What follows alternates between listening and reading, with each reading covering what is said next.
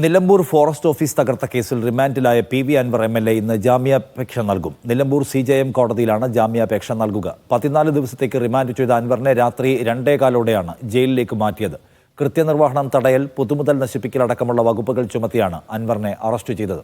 കേസിൽ PV അൻവർ ഒന്നാം പ്രതിയാണ്. അറസ്റ്റിൽ വൈകിട്ട് DMK പ്രവർത്തകർ നിലമ്പൂരിൽ പ്രതിഷേധ പരിപാടി സംഘടിപ്പിക്കുന്നുണ്ട്. അൻവറിനെ തവനൂർ ജയിലിലേക്ക് അയച്ചതിൽ ആശങ്കയെന്ന് DMK coordinator Hamza Parakkat. TP case പ്രതികൾ കിടക്കുന്ന ജയിലിൽ അൻവറിനെ അപായപ്പെടുത്തുമോ എന്ന ആശങ്കയുണ്ട്. ആശങ്ക കോടതിയെ അറിയിക്കുമെന്നും ഹംസ പറക്കാട്ട് പറഞ്ഞു.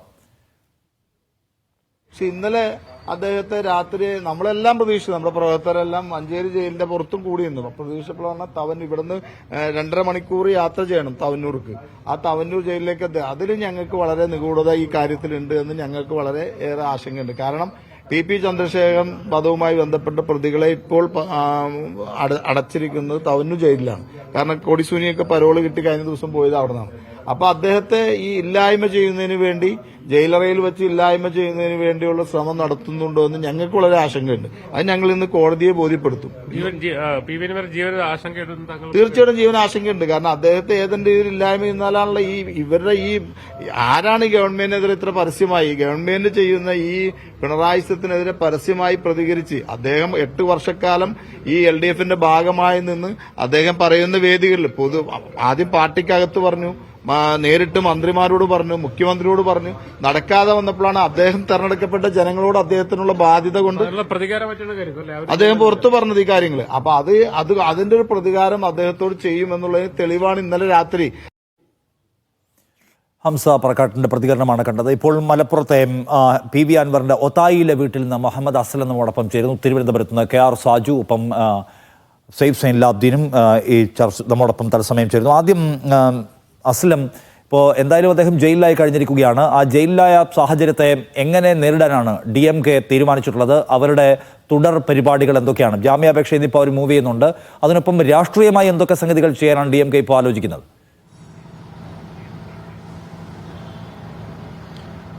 PV അൻവറിന്റെ ജാമ്യാപേക്ഷ Nilambur judicial first class magistrate കോടതിയിൽ ഇന്ന് രാവിലെ സമർപ്പിക്കാനാണ് അവർ ആലോചിക്കുന്നത്.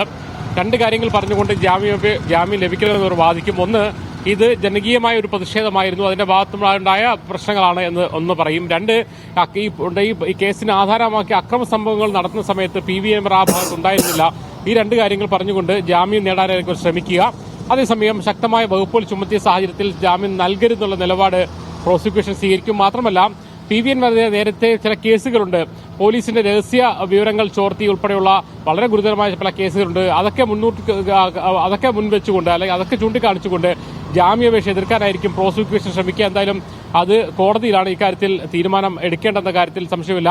അതേസമയം പ്രതിഷേധങ്ങളുമായി മുന്നോട്ട് പോകുന്നത് സംബന്ധിച്ച് DMKക്ക് ആശയക്കുഴപ്പമുണ്ട് എന്നാണ് നമുക്ക് മനസ്സിലാക്കാൻ കഴിയുന്നത്. ഇന്ന് രാവിലെ നമ്മളെ ഒരു സ്റ്റേറ്റ് കോർഡിനേറ്റർ അറിയിച്ചിരുന്നത് വൈകിട്ട് 5 മണിക്ക് നിലമ്പൂരിൽ പ്രതിഷേധ പ്രകടനം ഉണ്ടായിരിക്കുമെന്നുള്ളതാണ്. അല്പസമയം മുമ്പ് ഹംസ പറക്കാട്ടിൽ മാധ്യമങ്ങളെ കണ്ടപ്പോൾ പറഞ്ഞത് പ്രതിഷേധത്തിന്റെ കാര്യത്തിൽ ഒരു തീരുമാനത്തിലേക്ക് എത്തിയിട്ടില്ല. കാരണം പ്രതിഷേധ പരിപാടികൾ നടത്തുമ്പോൾ അതിലാരെങ്കിലും നുഴഞ്ഞു കയറി പ്രശ്നം ഉണ്ടാക്കുകയാണെങ്കിൽ കൂടുതൽ പ്രശ്നങ്ങൾ വഷളാവും. മാത്രമല്ല, കോടതിയിരിക്കുന്ന കേസിനെ അത് ബാധിക്കും. അതുകൊണ്ട് തന്നെ PV അൻവറുമായി കൂടി ജയിലിൽ പോയി അദ്ദേഹത്തെ കണ്ട് അദ്ദേഹവുമായി കൂടി ആലോചിച്ച ശേഷം മാത്രമേ പ്രതിഷേധ പരിപാടികളിലേക്ക് പോകൂ എന്നാണ് പറഞ്ഞിരിക്കുന്നത്. എന്ന് പറഞ്ഞാൽ വലിയ തോതിലുള്ള പ്രതിഷേധ പരിപാടികൾ, അത്തരത്തിലുള്ള പരിപാടികളിലേക്ക് പോകാൻ DMKക്ക് ഇപ്പോൾ ആലോചന ഇല്ല എന്നാണ് നമുക്ക് മനസ്സിലാക്കാൻ കഴിയുന്നത്. ജാമ്യാപേക്ഷയാണ് ആദ്യം മുൻഗണന നൽകുന്നത്. ജാമ്യം കിട്ടി പുറത്തു വരികയാണെങ്കിൽ PV അൻവറിനെ കൂടി ആലോചിച്ച് ഇനി കാര്യങ്ങൾ തീരുമാനിക്കുക.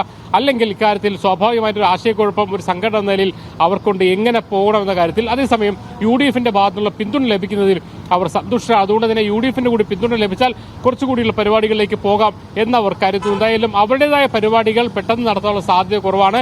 PV അൻവറിന്റെ ജാമ്യാപേക്ഷയിൽ കാത്തിരിക്കുകയാണ് അവർ എന്നതാണ് അവരുടെ ഭാഗത്ത് ലഭിക്കാനുള്ള അവരുടെ ഭാഗത്തുള്ള നിലപാട്. നമുക്ക് അതാണ് പറയാൻ പറ്റുന്നത്.